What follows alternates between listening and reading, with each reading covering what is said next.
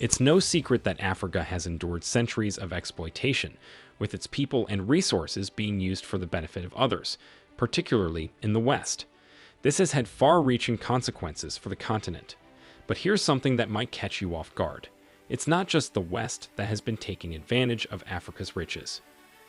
A recent report has uncovered that the United Arab Emirates is also deeply involved in this exploitation, smuggling billions of dollars worth of gold out of Africa every year. Research shows that Africa is the world's top producer of gold, with countries like Ghana, South Africa, Mali, and Burkina Faso leading the charge in 2022. Gold is not just a mineral resource. It's a lifeline for millions of artisanal miners and a crucial revenue stream for many African governments, particularly in nations like Burkina Faso, where gold is the primary export. However, the report reveals that a significant portion of Africa's gold is being illegally smuggled out, with Dubai emerging as the central hub for this illicit trade. Did you know that in 2022, a staggering 93% of the illegal gold smuggled into the UAE originated from Africa? That amounts to 435 tons of gold, valued at roughly $35 billion. This means that about 40% of Africa's gold production, and 12% of the world's gold production, is being lost to the UAE. So, what does this tell you about the ongoing exploitation of Africa? Africa finds itself surrounded by nations eager to tap into its abundant resources. Many see the continent as a treasure trove they can access at will, with its mineral wealth being the crown jewel everyone wants a piece of. Countries often present themselves as seeking to do business legally, holding summits with African leaders where deals and agreements are signed.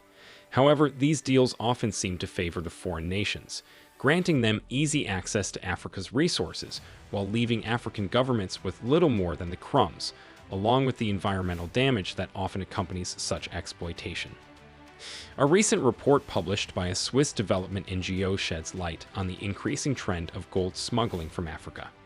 According to the report, African gold has become a critical asset for Dubai. Data from Contrade reveals that the share of African gold in the UAE reported gold imports skyrocketed from 18% to nearly 50% between 2006 and 2016. In 2016 alone, the UAE imported $15.1 billion worth of gold, making it the top importer globally, a huge leap from just $1.3 billion in 2006.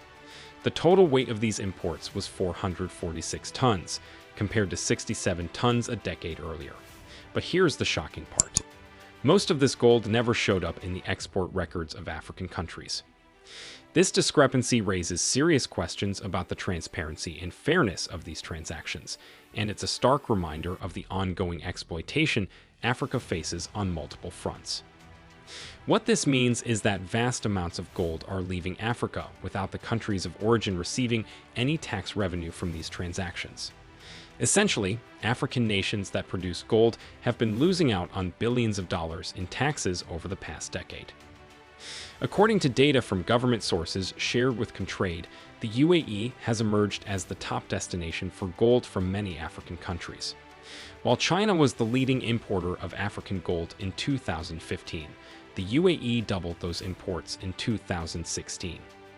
In that same year, the UAE reported gold imports from 46 African nations. However, 25 of those countries did not provide Contrade with any data on their gold exports to the UAE. Despite this lack of reporting, the UAE still declared $7.4 billion worth of gold imports from those countries. But there's more. The UAE also claimed to have imported $3.9 billion worth of gold, or approximately 67 tons, from the remaining 21 countries, which is more than what those countries officially reported exporting.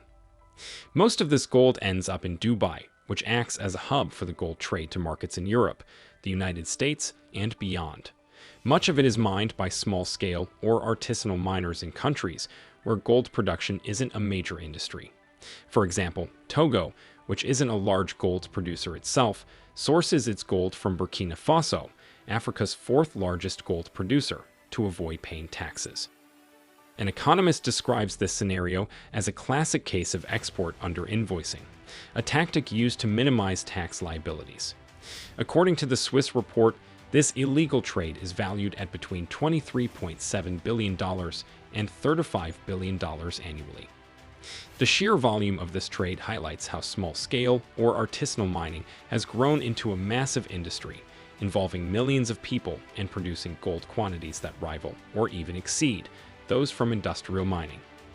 Beyond the lost tax revenues, experts and governments are raising alarms about the broader implications of gold smuggling on this scale. It suggests the existence of a vast parallel illicit economy that could be fueling money laundering, terrorist financing, and sanctions evasion. Remember, this issue was a major factor behind President Traore of Burkina Faso's decision to suspend gold exports and establish a gold refinery within the country. Mark Hummel, the commodities lead at Swiss Aid and one of the report's authors, pointed out that the UAE plays a role in gold laundering, as large amounts of smuggled gold gain a legitimate status once they pass through the UAE. He highlighted a critical issue. If more than 400 tons of illegal gold continue to enter the UAE each year, it signals a significant failure in the country's regulatory enforcement. The report further revealed that 12 African countries are heavily involved in smuggling at least 20 tons of gold annually. Much of this gold originates from Mali, Ghana, and Zimbabwe, and is then funneled to Dubai through refineries in countries like Uganda and Rwanda. The gold is transported not only via these refineries, but also by private jets or even in hand luggage, often accompanied by falsified documentation. Once in Dubai, the gold is refined at one of its numerous facilities and then sold by the city's 7,000 traders. But before wrapping up this discussion, there's one more crucial aspect of this issue that we need to address. How does so much gold get smuggled out of African countries each year? It largely boils down to artisanal mining. Since 2009, the price of gold has more than doubled, prompting many people in gold-rich African nations to take up artisanal mining. This small-scale or informal mining has become a widespread source of income, allowing millions of Africans to make a decent living. According to estimates from a Swiss report, artisanal gold mining produced between 443 and 596 tons of gold in 2022. The UAE has capitalized on this system, using it to illegally smuggle gold out of these countries on a massive scale. Shockingly, some of this gold is smuggled by terrorist and armed groups, who then use the profits to fund their criminal activities. It's not far-fetched to suggest that external powers, including the USA, could be behind the creation of these armed groups and jihadists that terrorize countries like the DRC, Mali, and Burkina Faso to gain access to gold mining sites. In 2019, Ghana's President Akufo-Addo highlighted that while artisanal mining started as a small-time activity, it has since evolved into large-scale, dangerous operations controlled by foreign crime syndicates. Of course, not everyone involved in the gold trade is engaged in illegal activities. Some miners operate legally, selling their gold to middlemen who then sell it on to buyers. However, this process often obscures the origins of the gold, making it easier for smuggled gold to be transported out of the continent undetected. Take the DRC, for instance, which is a major gold producer in Africa. Interestingly, the official reports from the DRC only capture a small portion of its actual gold production. It's estimated that the country loses a staggering $1 billion each year to gold trafficking. The smuggled gold often finds its way through Rwanda and Uganda before ultimately reaching Dubai. What's particularly revealing is that Rwanda, despite not having significant gold mining operations, reported exporting $542 million worth of gold to the UAE in 2022. This raises questions about where all that gold is coming from. When the Swiss report criticized the UAE for not enforcing regulations effectively, a spokesperson from the UAE Ministry of Economy deflected by saying the UAE cannot be held responsible for other governments' export records. So, what can be done to tackle this issue?